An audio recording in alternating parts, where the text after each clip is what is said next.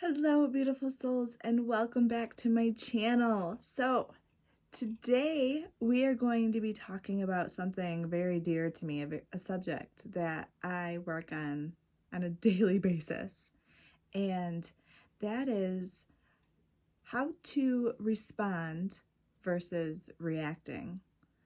So before we get into this video, if this is your first time to my channel, I am Desiree and I am a recovery coach. I have been in recovery for 3 years, opiate free, and I talk about things like law of attraction and spirituality and parenting, recovery, just things that a lot of people are going through, and I would love to help you and help you know that you are worth it, that you can have the life of your dreams, and you deserve this.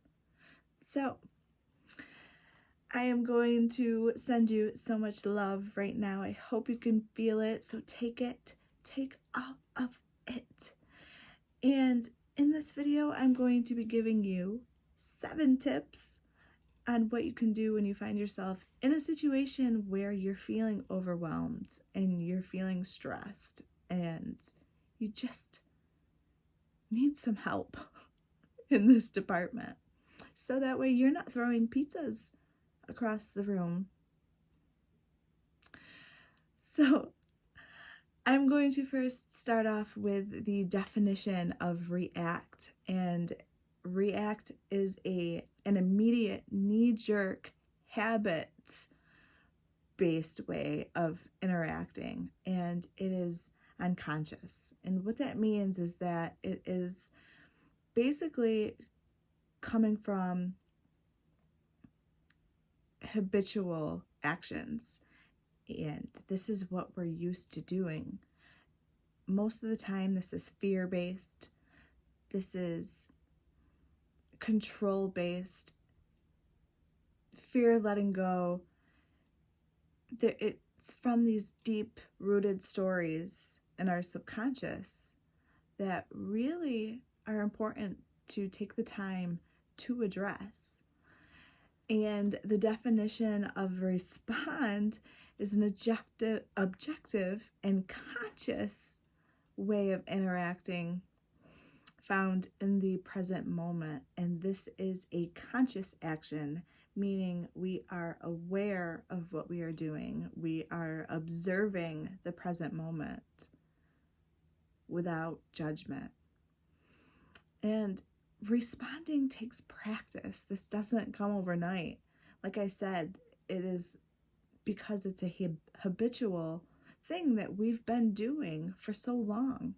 And most of the time, we don't even know that we're doing it, which in return, most of the time we feel bad about the way we reacted.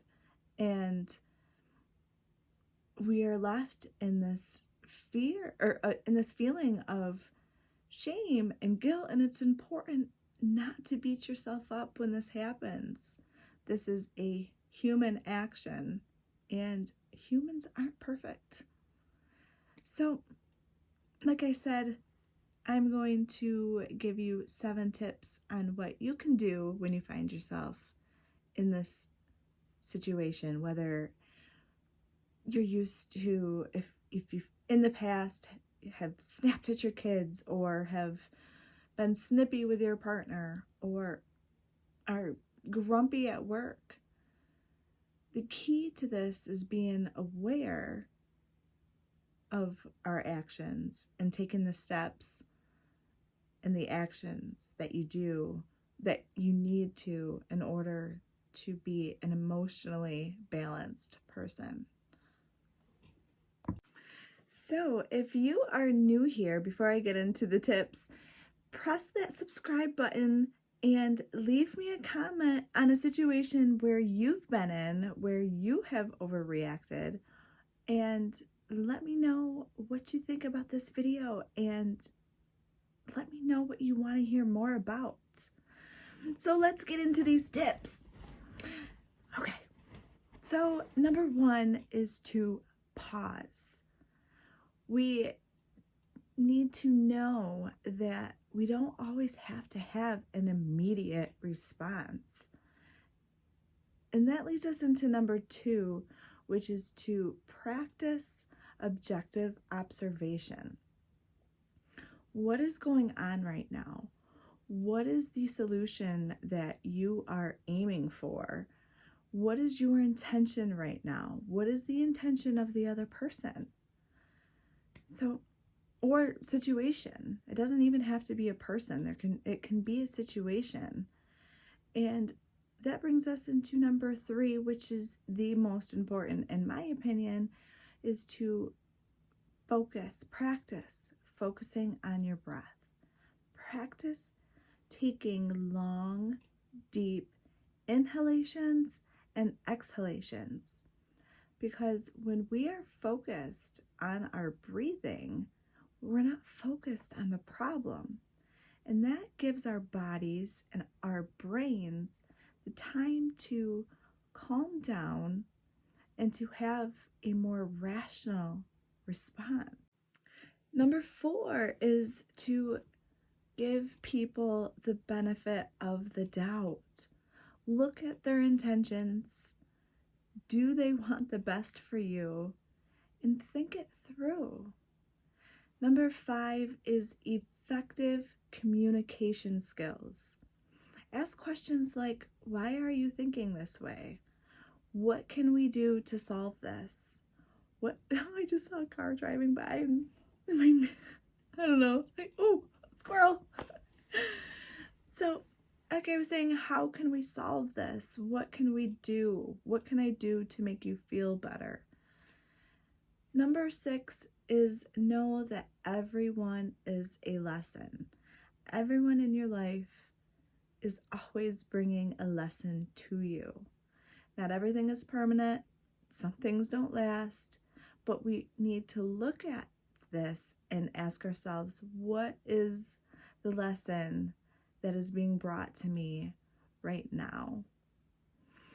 And number 7 is to forgive yourself when you overreact.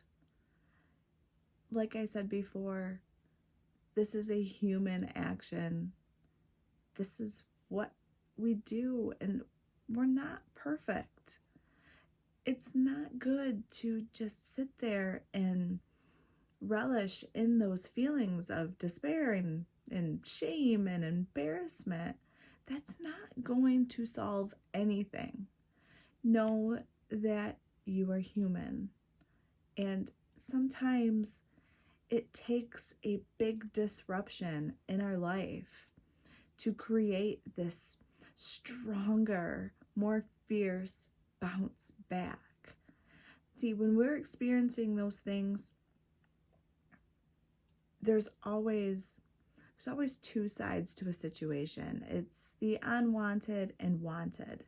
And when we are experiencing the things that are unwanted, the other side of that stick is the solution. And we need to focus there. Start focusing on what you want out of the situation. What is the outcome that you want? Who is it that you want to be? What person do you see yourself as?